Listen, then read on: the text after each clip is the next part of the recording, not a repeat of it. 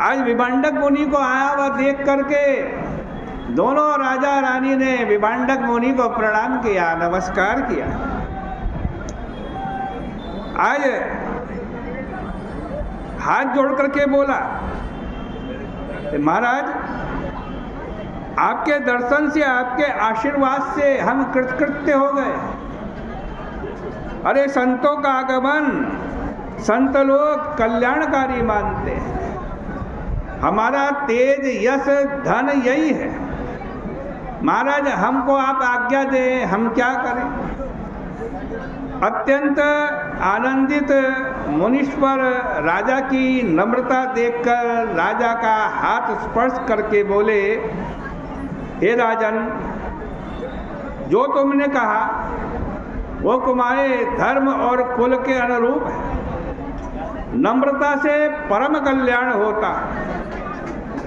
देखो हमारे यहाँ बचपन में एक श्लोक पढ़ा था, नम्रता का कितना बड़ा महत्व है। विद्या ददाति विनयम।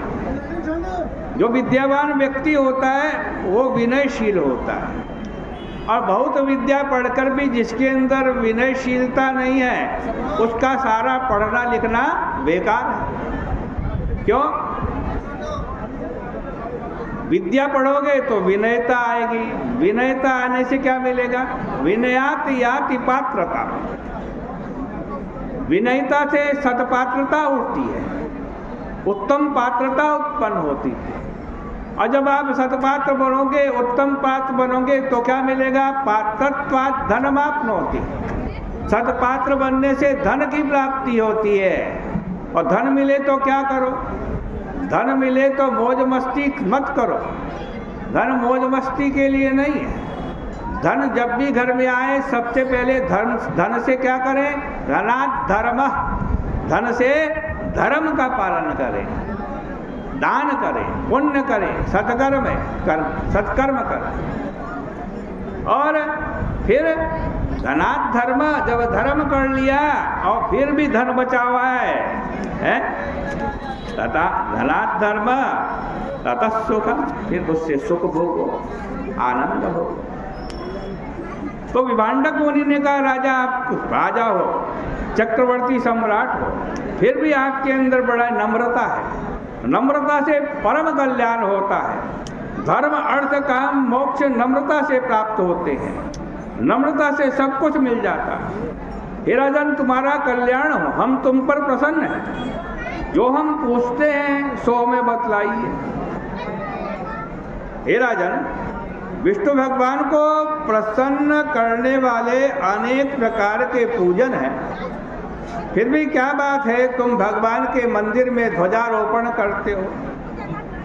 तुम्हारी स्त्री नित्य ही भगवान के मंदिर में नृत्य गान से युक्त होकर के आज ध्वजारोपण करती है, इसका यथा योग्य कारण बतलाओ।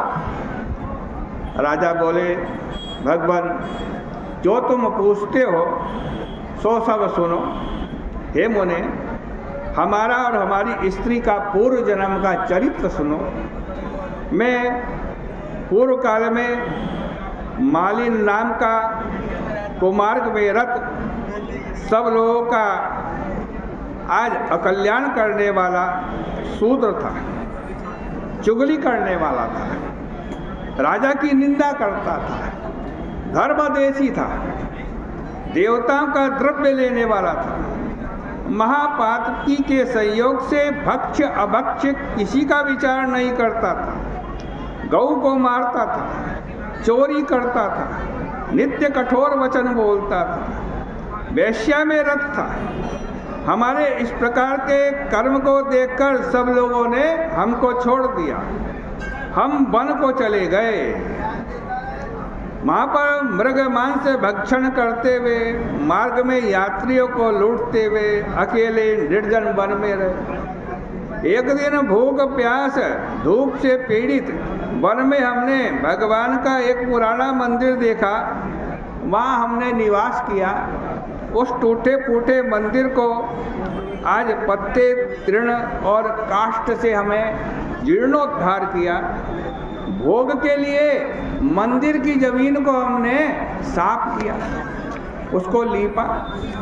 वहाँ व्याध की वृत्ति से बहुत तरीके के मृग पशु पक्षियों को खाते हुए 20 दिन हमने अपना जीवन बिताया।